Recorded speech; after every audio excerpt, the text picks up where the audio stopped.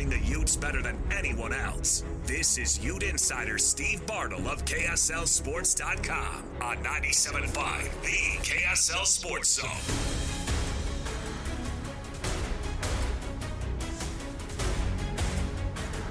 All right, everybody, welcome back. JJ and Alex, 97.5, the KSL Sports Zone. Thanks for being with us on the program. Stevens and Sylvester, nice enough to fill in on a day that JJ's out. Sly, thanks for hanging out, man. We're knee deep in it, man. We're doing a lot of NFL talk. We just got off the phone with Billy Embody, who of course covers the SMU Mustangs for taking on BYU tomorrow, and our Ute insider Steve Bartle is going to jump on the horn here with us momentarily as Baylor comes to town in a weird matchup of a conference non-conference game. Sly, this is one that I'm excited for. You see Baylor on the schedule; it's been on there for a few years. What are your thoughts on Baylor coming to town and what this means week 2 of a season here for the Utes? Well, you know what I'm excited about is that, the talk is over about it. You know, everybody's looking at this as an easy win, and I don't see it that way. I think Baylor, if you watched that game last year, I know Baylor was actually down quarterback. They played Sawyer Robinson, too, at quarterback. He was a younger quarterback, but that defense was great. I think they got a good culture down there at Baylor, and they're going to bring their best A game. You know, of course, coming into Rice-Eccles Stadium, that's going to be different. But, like, I wouldn't think that it's that whole thing of you trying to say that you're going to win a game before you win it. This is not going to be an easy win. Well, the fans are like that, right? Where they go, oh, that's a good one. But you know how Kyle Whittingham and Morgan Scalley and Andy Ludwig approach these games, and you know what the culture is, and it's just not – it's never going to be that way for them. Joining us on the program right now, he's Steve Bartle, our Ute insider for KSLSports.com. What's going on, Steve? Oh, just finishing up a round here down here at Riverbend. How are you guys feeling? Wow. A round? That's when you say, I'm just typing up my next article. Just really, I'm pounding out my next thing here. Work and golf, same time. Thursdays on the course. How about that? I know. Listen, don't make me any more jealous than I already am. So, and this is great because last week you were marching up the hill to the stadium. This week you're getting your steps in on the golf course. That's good. Every time we talk to you, you're getting a little bit more into game shape for this one. All right, Baylor and Utah this weekend. Dave Aranda is a really good defensive coach. The jury is still way out on his head coaching abilities. This is a guy who is firmly planted on the hot seat. He was last year. What does Dave Aranda and the Baylor Bears, bring into Rice-Eccles Stadium this weekend? At the very least, you know it's a way more physical team than you saw against Southern Utah. Yeah, it'll be interesting with Baylor. It was interesting looking back at their history. 2021, they were in the Big 12 championship game, and I think they even won it, if I remember right. And so, this is a program, a coach, a team that they've won before. They know how to win. And the last couple of years, they've fallen off a little bit.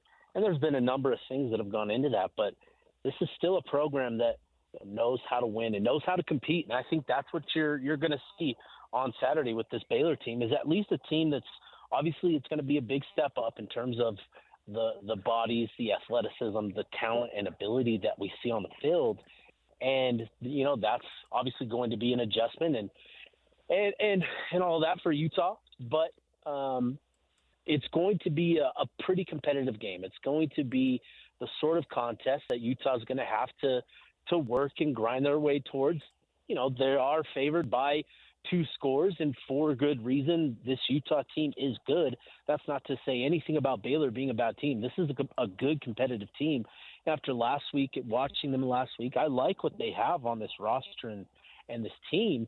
I think they can be a pretty competitive Big 12 program. So to get this game, week 2, non-conference at home, on Fox, nationally televised game at 1:30, it's a big opportunity for Utah to come out and just kind of flip their muscles, show what they're about this season. And it's, like I said, it's going to be a pretty competitive contest.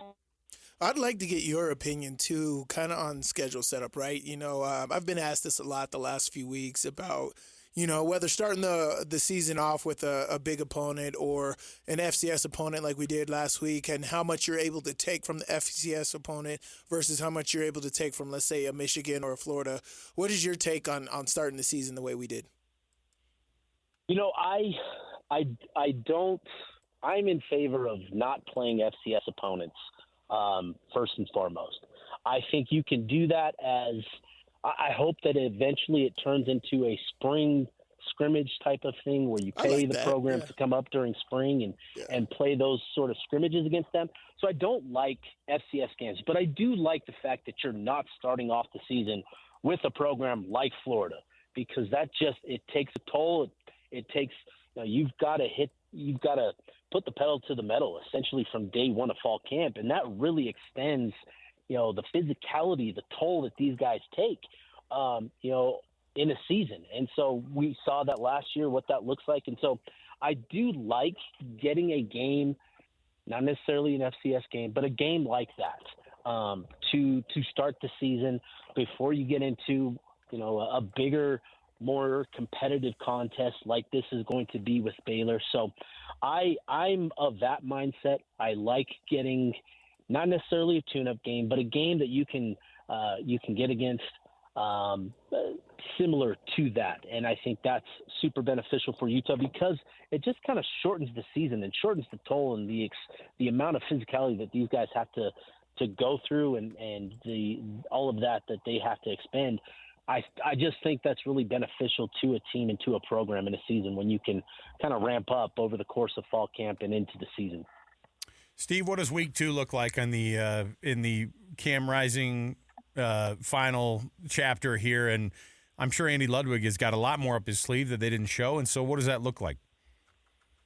Yeah, I'm fascinated to see what it looks like, right? Like last week against SUU, that was the welcome back party, right? Everybody's excited just to see Utah. And with the matchup, it provided a lot of excitement, a lot of big plays. But this is more the reality check. This is more what we're actually going to see from Utah. This kind of sets the standard, the bar for Utah the rest of the season in terms of what we can expect from them the rest of the way.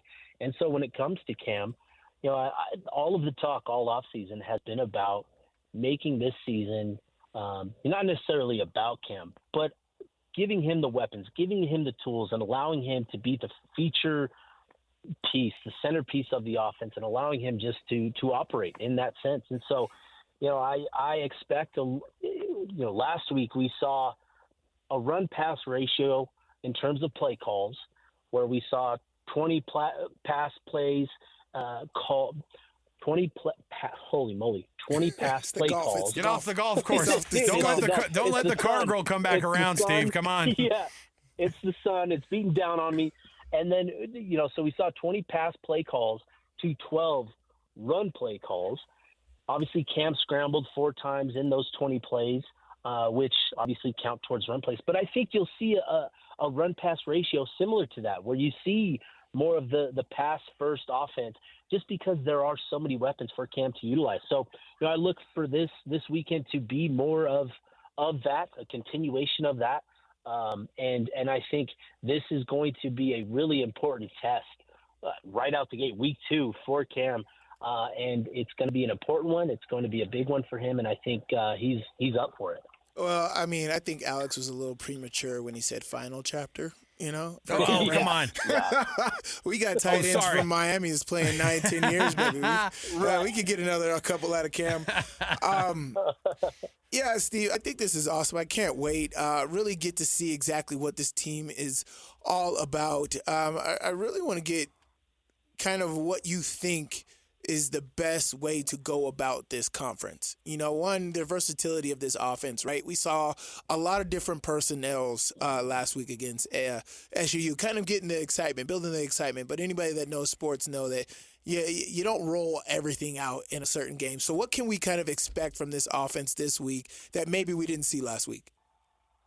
Yeah, I think when you ask that sort of question, the first thing that comes to mind is Dorian Singer, right? We saw a little bit of him, and I think he finished with 2 catches for about 30 yards. And just considering the amount of talk and buzz that he garnered all offseason, I fully expect that to change, this week and beyond. So I think, he's going to become more of a focal point this weekend.